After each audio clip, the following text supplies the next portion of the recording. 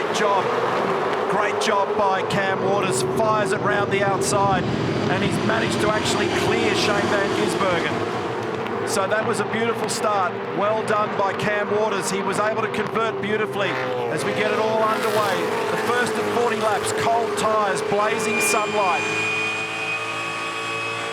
And we said it at the start that was the key moment of this race. Track position is king. He was able to get it off the line and across the front of Van Gisbergen before turn one, and now it's on because Van Gisbergen has got his hands full with Di Pasquale in behind also. Remember that Waters got the nice jump yesterday.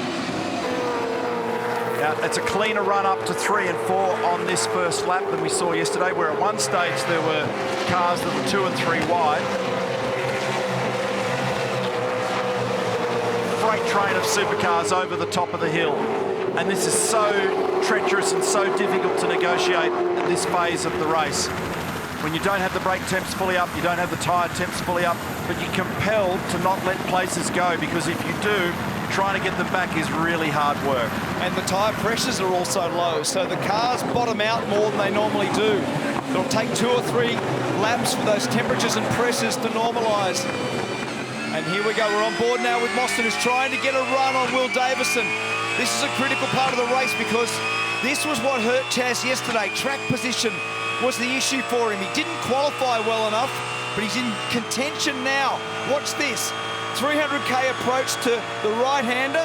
Can he sneak it to the left?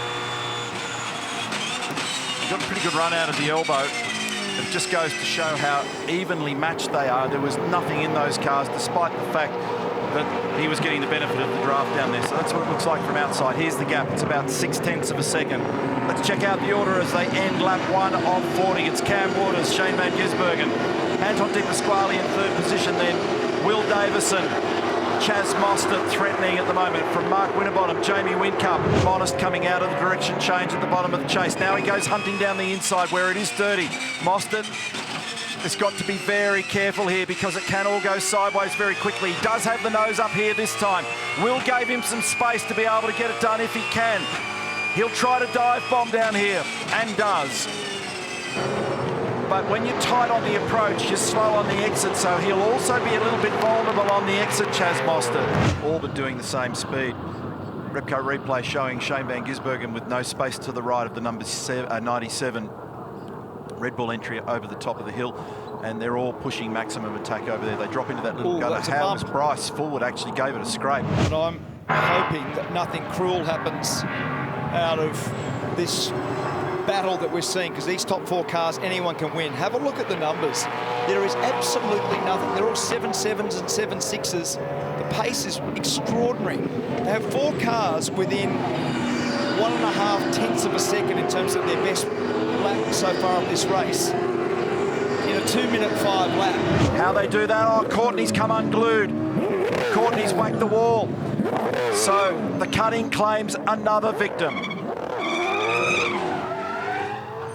Now we may see, oh, he stalled it. We may see a safety car here. He's got it mobile once again. Oh. So double yellows. Massive damage. That car's going nowhere when he gets it back to the pit. This will be a carbon copy of what happened to Anton yesterday, and similar to what Jamie did in October. They're carrying so much speed into that margin between turns 3 and 4.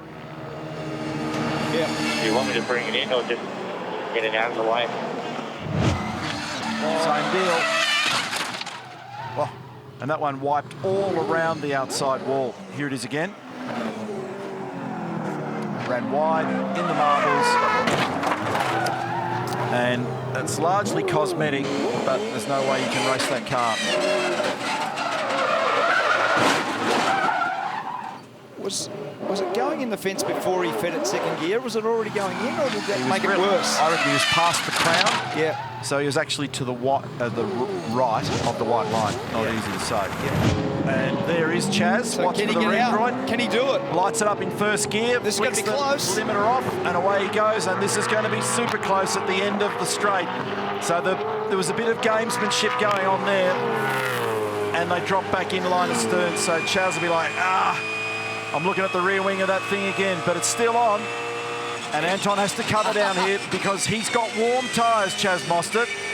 Anton's got cold tyres and is vulnerable for the next 3/4 of a lap. And right here, in the next 100 metres, is where things went sour for him yesterday. He covers, he moves it to the left. Those tyres are not up to temperature or pressure, and Chaz is hustling. This was a very critical lap for Anton De Pasquale, and so far he's survived the test. Oh, he's off! They're both having a moment down there, and he couldn't get it stopped. So Mostert gets down the inside, so he didn't survive the test. He couldn't pull it up on cold tyres, and he's going to get grabbed by his teammate as well. In the end of this little device here, there'll be a little numerical number in there, and they'll ship him out based on either literage or weight. I'll get out of the way. I'm going to get tangled up here. Now, Waters is going to be under immense pressure here. They've made that too tight.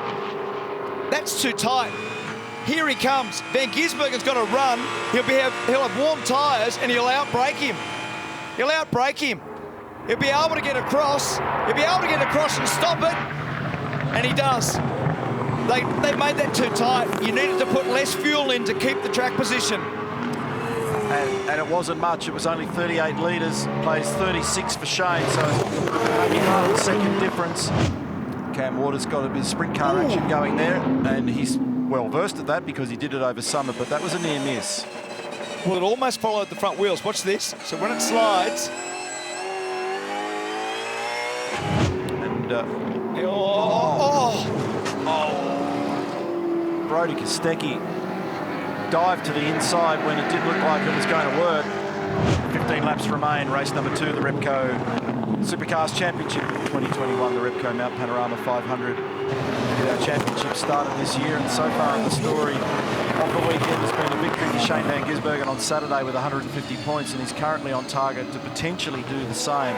It's a long way out to suggest that notion, but we've got a chunk of racing to come, but he's just in the recent past actually built a decent little cushion. Oh, what's going on Davison's here? had an issue. He had a little moment, I'd say, down at the final corner. So that has allowed Jamie Whincup to nip him, and that'll bring Jamie up into 6th position.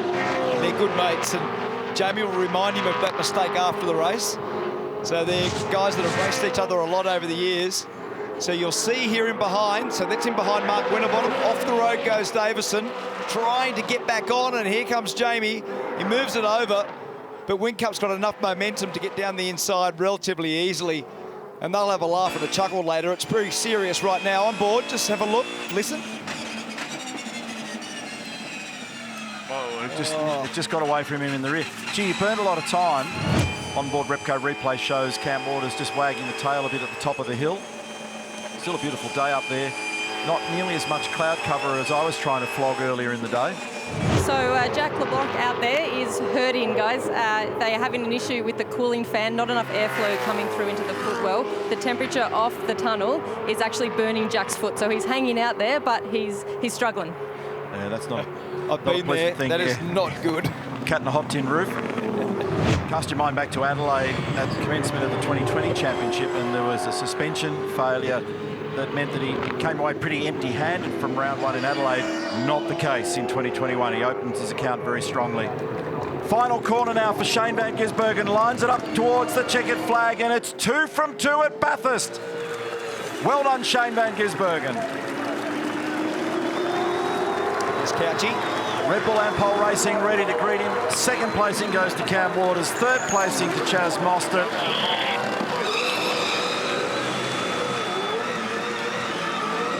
And this is a guy well known for his burnout skills. He's wound the brake bias and he lights up those Dunlop hard tyres. So he got home by just a little over 6 seconds from Cam Waters. It didn't quite peak like we were selling early on. We thought it was going to be a little bit closer, but great sportsmanship and display between them. That's the driving I've ever had in a race car. That was so cool. Thank you. How good is that? Let's confirm our results now for race number 2 of the Repco Supercars Championship, kick-starting our 2021 season. So Shane Van Gisbergen home by a chunky 6 seconds there over Cam Waters. It ended up being about 2.5 seconds between Cam and Chaz Mostert. They were in an intense battle in the closing stages of the race. Fell in favour of Cam pretty comfortably. Then we had Anton De Pasquale in a fourth position that was nice and solid. Got points on the board for him, followed by Mark Winterbottom, together with Jamie Whincup, Will Davis and Scott Pye, Andre Heimgartner and Nick Percat. Now, a bunch of those drivers all needed to get points in the bank to get their year underway nicely, and they've achieved that today. David Reynolds with his brand new team just outside the top 10. Great opening account for Brodie Kostecki in 12th. Bryce Fullwood we spoke about, together with young Will Brown, 13th and 14th. Macaulay Jones gets an important result today as well. Looking further down the field, remember that we had that drama with James Courtney early on, where that car got quite hurt on the run up towards the cutting. So hopefully they can get that car turned around. We'll see it all bright and shiny and new at Sandown